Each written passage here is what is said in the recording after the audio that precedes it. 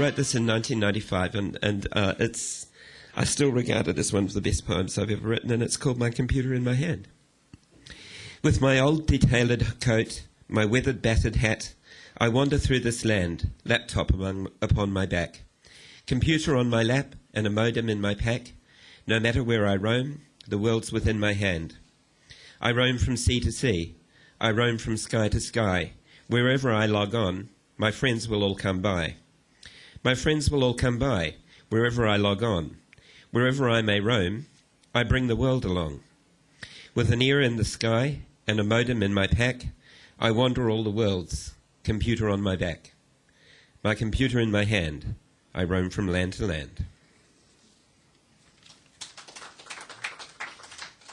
There are a lot of poems that I write that are just kind of like whimsical, and most people kind of like don't get them. But I like them. This was written when I was working for the Australian government solicitor.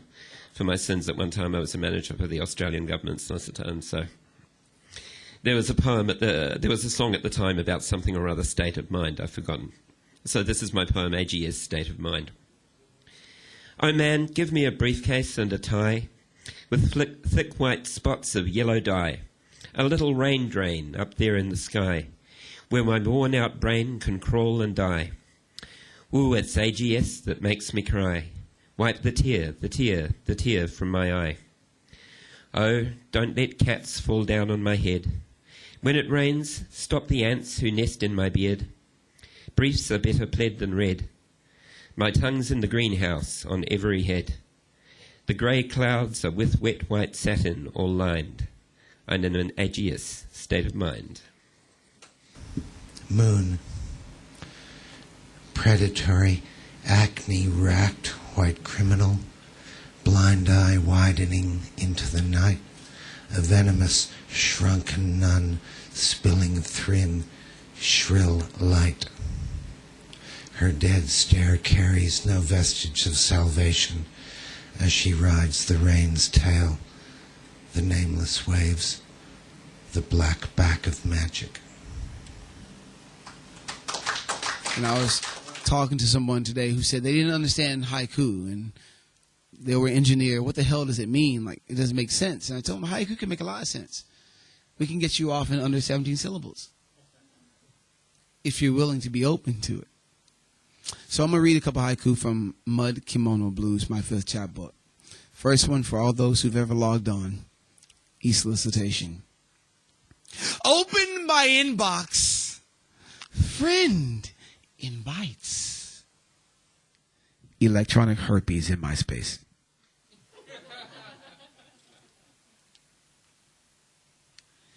And for all those who know who Ida B. Wells is, shopping in Gina, Louisiana. Buying tennis shoes, young black males purchase weapons courts use against them.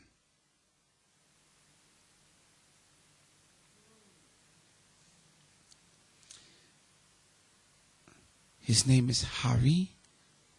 His last name is Potter. The haiku is called Spellbinding.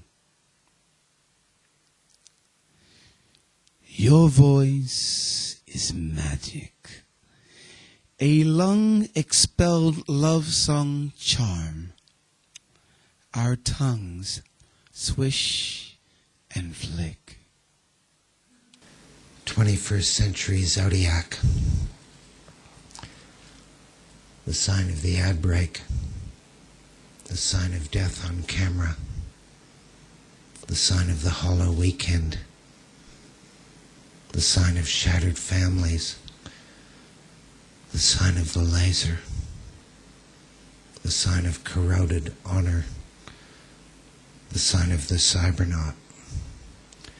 The sign of the empty house. The sign of body armor. The sign of the transferred call. The sign of movement in shadow. The sign of the crouching sniper. I doubt the world needs another poem about smack and jazz, but fuck 'em. Chet Baker's face. gaunt as autumn, beautifully cruel. Each wrinkle on a lonely road, there was no reversing down. Even in youth, sneering into the microphone, the same doom rippled grim and sinuous across his features. Perhaps he felt his crawl through hell well worth it. Each time he was revived, nursed frantically back from smack heaven, came his laconic comment, chill-dried, "Hey man, you wrecked my high." This is to Libby, who's not here, but I love doing kind of like Renaissance send-ups. Hail thou, magenta goddess sitting in the yard, ringed by admirers, in garden green garbed, holistically empowered, pluristically free. Desire thou stirreth as the root of a tree. In spring where there riseth the burgeoning sap, such thoughts me so tireth, I retire to nap. Fragrant tongued temptress, thou silver-voiced sylph, why waste thou thy talents on some crazy elf? We could dwell lubriciously in sin unoriginal, yet my pursuit is met with gazes so friginal. Seek'st thou where to search for this pleasure? I would like to, but unfortunately am not physically capable of offering you bliss beyond measure. O angel-haired goddess with thy retinue of mummers, why hast thou purchased yet more gaudy runners?